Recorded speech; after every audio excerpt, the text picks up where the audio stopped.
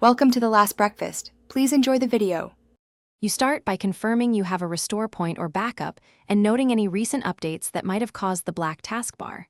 Next, open Task Manager with Ctrl+Shift+S and find Windows Explorer under Processes.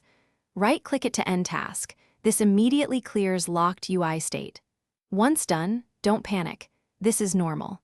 Make sure to save any unsaved files before you end Explorer, because File Explorer windows and some transient UI elements will close during the restart.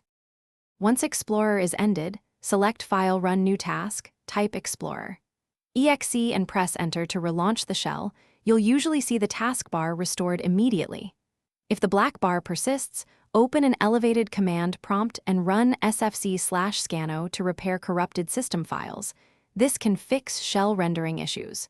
If SFC finds errors it cannot fix, follow with dism/online/cleanupimage/restore health to repair the component store.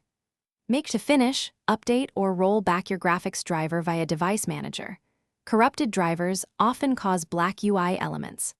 Also check accessibility settings, turn off high contrast themes, and toggle transparency effects to rule out theme conflicts.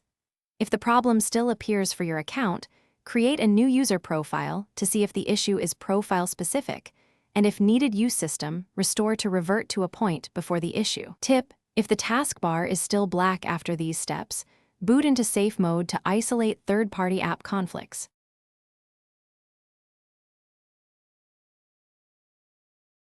Thanks for watching. If this was helpful, leave a like and consider subscribing. See you next time.